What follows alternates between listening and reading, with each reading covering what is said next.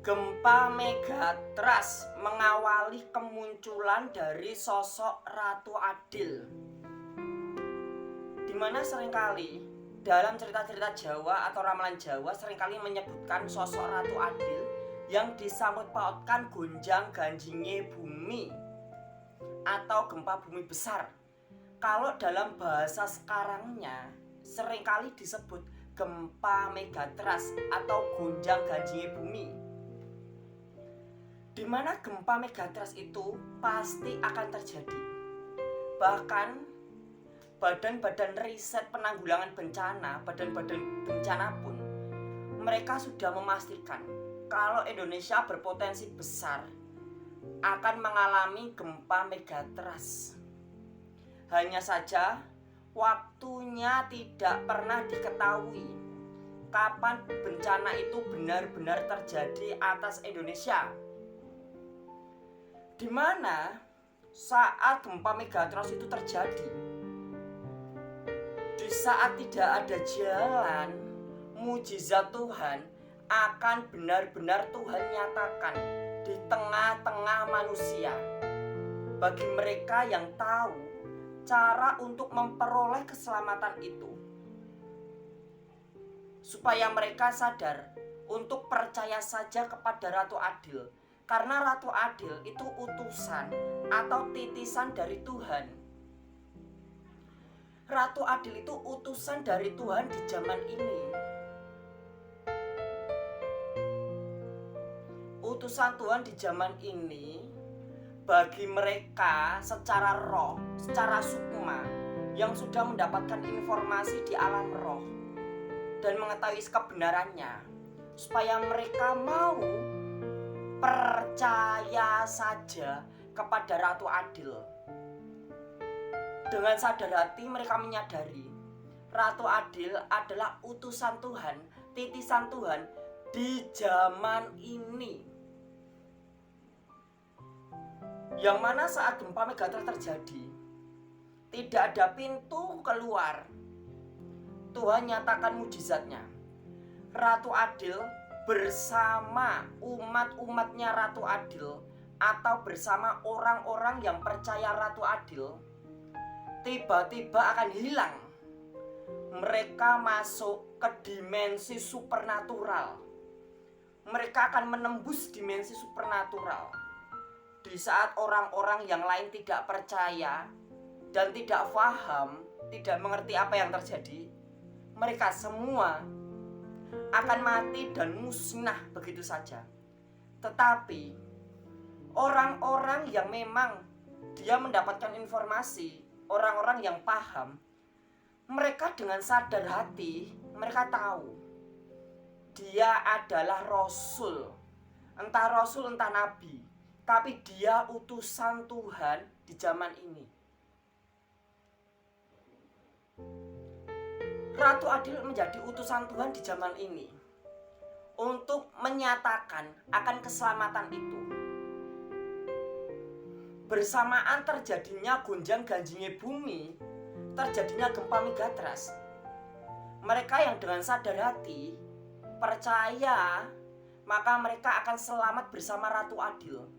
Karena mereka dipilih Tuhan karena percayanya kepada Ratu Adil. Dan mereka akan menjadi umat-umat Ratu Adil, menjadi abdi-abdinya Ratu Adil, hidup bersama Ratu Adil. Sedangkan mereka yang tidak percaya, mereka yang tidak tahu dan tidak paham cara untuk mendapatkan keselamatan, mereka akan binasa. Mereka akan mati di dalam gempa Megatrust. Kalau dibilang sakit nggak sakit, ya tentu sakit.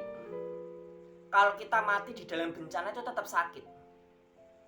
Toh kalau kita mati digigit buaya, kita dimasukkan ke dalam air, kita nggak bisa napas.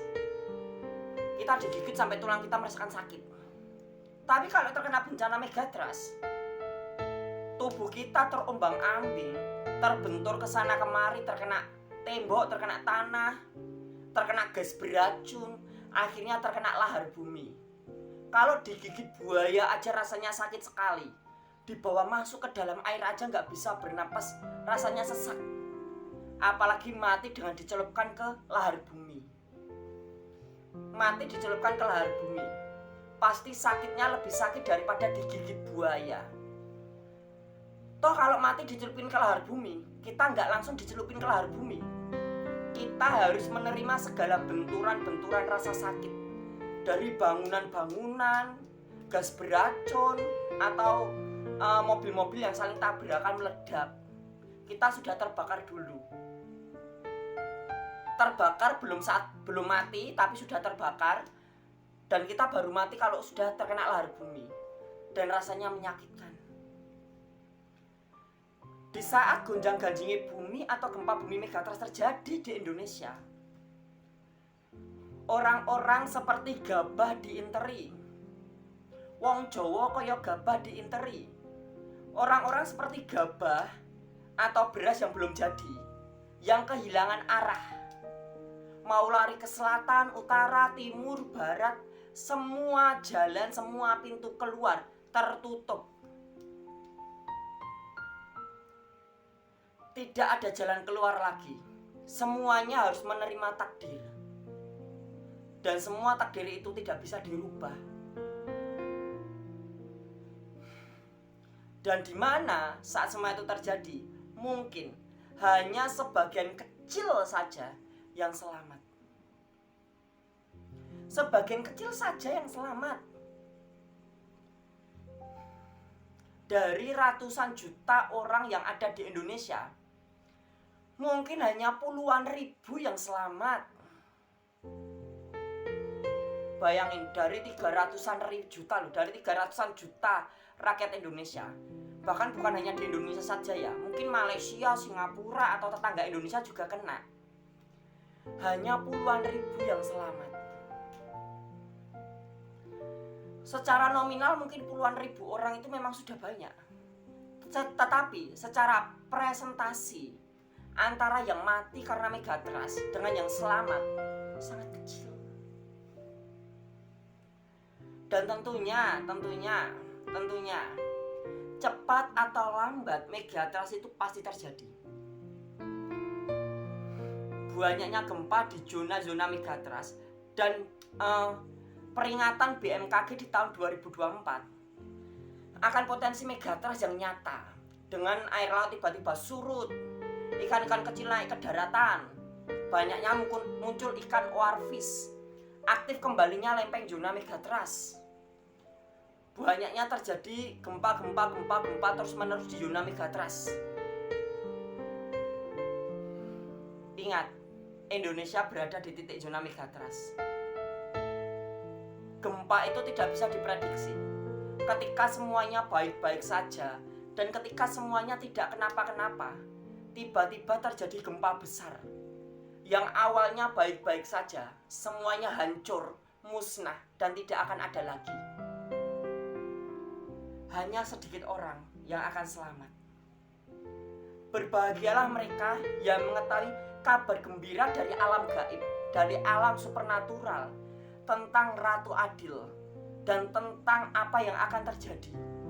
Sungguh berbahagialah mereka yang sudah mendapatkan informasi dari alam roh, yang lalu mereka percayai dan mereka sebarkan ke orang-orang mereka, ke orang-orang atau teman-teman mereka, supaya mereka mau merahasiakan informasi ini dan supaya mereka tahu cara mendapatkan keselamatan dari bencana itu.